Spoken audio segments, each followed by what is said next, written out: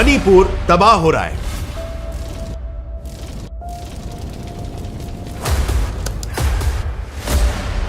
इस पे आपने बहुत सारे वीडियोस देखे होंगे जो ये बता रहे हैं कि मणिपुर के प्रोटेस्ट में क्या क्या हो रहा है, कैसे हो रहा है और कुछ उसके पीछे का रीजन भी।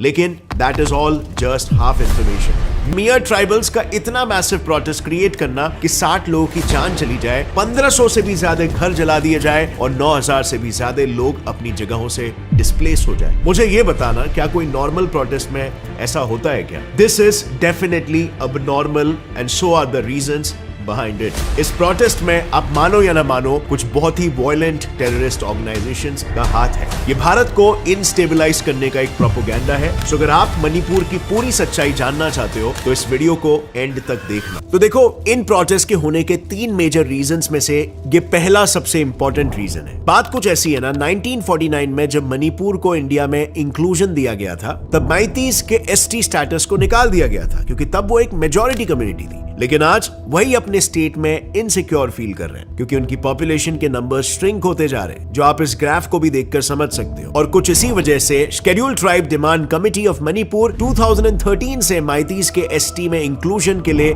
पेटिशंस लिख रही है, जो अब जाकर कहीं 10 सालों बाद हाई कोर्ट ने कंसिडर करना शुरू किया है। अब मैतीस के स्टेटस की मांग के पीछे कुछ बड़े रीजंस हैं। वो अपने एंसेस्ट्रल लैंड्स और आइडेंटिटी को सेफगार्ड करना चाहते हैं। जैसे मैंने पहले भी बताया था, इस एसटी स्टेटस से उन्हें कई बेनिफिट्स मिलेंगे, जैसे नंबर 1 एजुकेशन और एम्प्लॉयमेंट में रिजर्वेशन, नंबर 2 गवर्नमेंट के द्वारा फाइनेंशियल असिस्टेंस थ्रू ट्राइबल सब प्लान्स और नंबर 3 अपने ट्रेडिशनल लैंड्स का प्रोटेक्शन। मगर वहीं पर कुकीज इस डिसीजन को यह कहकर अपोज कर रहे हैं कि मैतीस को खुद मेजॉरिटी रहकर कैसे एसटी स्टेटस देना चाहिए, क्योंकि इस स्टेटस के बाद उन ट्राइबल कम्युनिटी वालों के पास कोई रिजर्वेशंस और बेनिफिट्स नहीं रहेंगे जो वाकई में इसके हकदार है। और तो और उन मैतीस को ऑलरेडी एससी और ओबीसी का स्टेटस दिया गया है। कुकीज ये कहते हैं कि इतना सब होने के बावजूद भी मैती कम्युनिटी के लोग सोशल, पॉलिटिकल, एजुकेशनल और इकोनॉमिक पैरामीटर्स में ऑलरेडी वेल प्लेस्ड है, तो क्यों उन्हें एसटी स्टेटस देकर ट्राइबल कम्युनिटी वालों के अपॉर्चुनिटीज को कम किया जाए?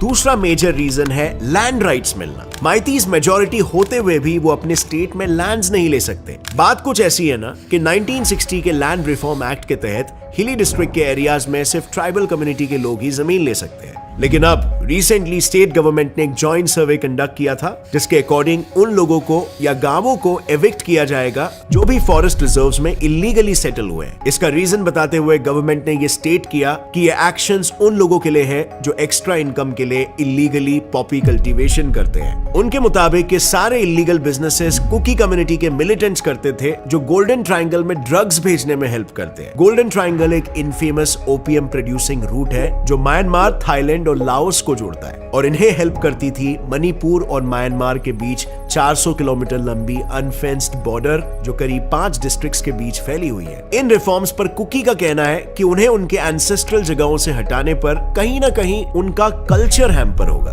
और उनकी आइडेंटिटी खो जाएगी। इसी बीच मैती का यह कहना है कि एसटी स्टेटस मिलने से जहां उन्हें हिली एरियाज में लैंड्स खरीदने पर प्रोहिबिशन था, वही अब उन पर नहीं रहेगा और वो अपने ही स्टेट में कहीं भी लैंड्स आसानी से खरीद सकेंगे। उन दोनों भी कम्युनिटीज में टेंशंस बस यहीं पर खत्म नहीं होते। इन रायट्स का तीसरा सबसे छुपा हुआ रीजन है पॉलिटिकल पावर। देखो, मणिपुर में टोटल 60 एमएलए सीट्स है जिनमें से 40 मैती डोमिनेटेड वैली रीजन में है, यानी कि सिर्फ 10% एरिया वाले में। वहीं पर बचे 20 सीट्स 90% एरिया वाले हिली रीजन्स में फैले हुए हैं जो ट्राइबल कम्युनिटीज द्वारा डोमिनेटेड है। और इसी वजह से कहीं ना कहीं कुकी और नागा ट्राइब्स को एक sense of loss of power feel होता है और उन्हें ऐसा लगता है कि गवर्नमेंट मैती गवर्नमेंट के साथ मिलकर उन ट्राइबल कम्युनिटीज को मार्जिनलाइज कर रही है। इनफैक्ट कई जगह पर तो आप ये भी देखोगे कि इस इशू को एक रिलीजियस एंगल भी दे दिया जाए। और वहीं पर दूसरी तरफ बैंगलोर मणिपुर स्टूडेंट्स एसोसिएशन के एक स्टेटमेंट में यह मेंशन था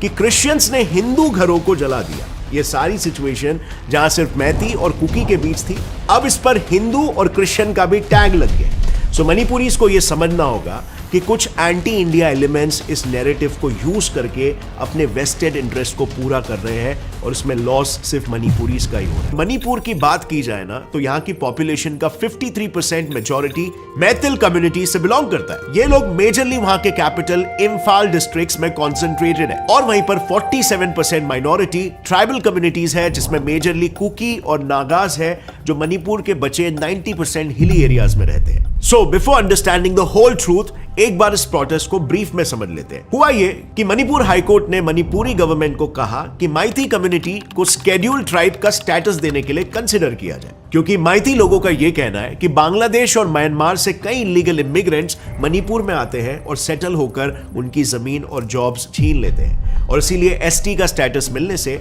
माइती कम्युनिटी को अपने अपॉर्चुनिटीज खोने का डर नहीं रहेगा। इससे वो अपनी आइडेंटिटी और अपने कल्चर को प्रिजर्व कर पाएंगे। सो मणिपुर में जैसे हमने डिस्कस किया 3 मेजर एथनिक ग्रुप्स है, नागास, कुकीज और Meiteis, but it doesn't stop over here, इनके कई सब ग्रुप्स भी है।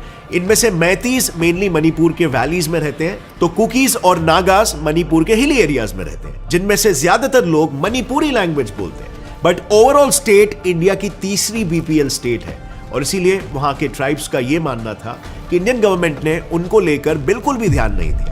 उनका मानना यह है कि यह स्टेट काफी नेग्लेक्टेड है, और इसीलिए इस एरिया में कई सारे मिलिटेंट ग्रुप्स का भी जन्म हो चुका है, जिसकी शुरुआत बाय द वे हुई थी 1964 में, जब यूनाइटेड नेशनल लिबरेशन फ्रंट ने मणिपुर को एक इंडिपेंडेंट सॉवरेन कंट्री बनाने की डिमांड रखी थी। इसी बीच 30 इंसर्जेंट ग्रुप्स एस्टैब्लिश हुए थे, जिन्होंने एक न्यू इंडियन स्टेट बनाने से लेकर कई अलग अलग डिमांड्स सामने रखे थे। इस पॉइंट से मणिपुर की इंटरनल सिक्योरिटी काफी हैम्पर होनी शुरू हो गई थी, और एक्सटॉर्शंस, मर्डर्स, ये सारे क्राइम्स में भी काफी ज्यादा राइज होने लग गया था, जिसे देखकर 1980 में गवर्नमेंट ऑफ इंडिया ने मणिपुर को एक डिस्टर्ब्ड स्टेट डिक्लेयर करके वहां पर armed forces special protection act AFSPA impose कर डाला। इसके बाद से वहां पर इंसर्जेंसीज काफी हद तक कम होने लग गई, लेकिन पूरी तरीके से खत्म नहीं हुई। इनफैक्ट अब ये इंसर्जेंट ग्रुप इंटरस्टेट क्राइसिस का भी रीजन बन सकता था, बिकॉज नागास को अपना अब सेपरेट नागालिम कंट्री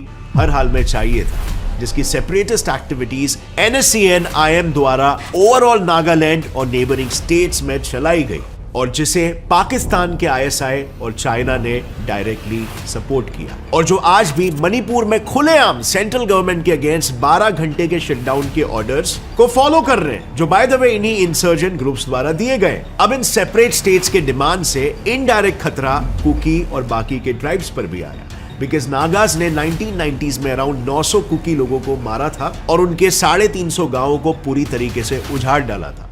सेम यही खतरा वैली में रहने वाले माइतीस को भी फील हुआ। माइतीस भी अपने एंसेस्ट्रल जमीन को किसी और ट्राइब्स के हाथों में जाने से बचाना चाहते हैं, और इन्हीं सारी इंसर्जेंसीज के वजह से गवर्नमेंट ऑफ इंडिया ने सभी ट्राइब के बीच SOO एग्रीमेंट इंट्रोड्यूस किया। लेकिन फिर 2008 में साइन हुआ SOO एग्रीमेंट, जिससे ये सारे कॉन्फ्लिक्ट्स को गवर्नमेंट ऑफ इंडिया ने काफी हद तक कंट्रोल में रखा, बिकॉज उसके क्लॉजेस काफी पीस कीपिंग की तरफ एम्ड थे। मगर 10 मार्च 2023 को गवर्नमेंट ने इस SOO यानी सस्पेंशन ऑफ ऑपरेशंस एग्रीमेंट को साइन करके कुछ इंसर्जेंट ग्रुप्स को निकाल दिया। ये एक पीसफुल ट्रिपार्टाइट एग्रीमेंट था, जिसके signatories central government, Manipuri state government और 25 इंसर्जेंट ग्रुप्स थे।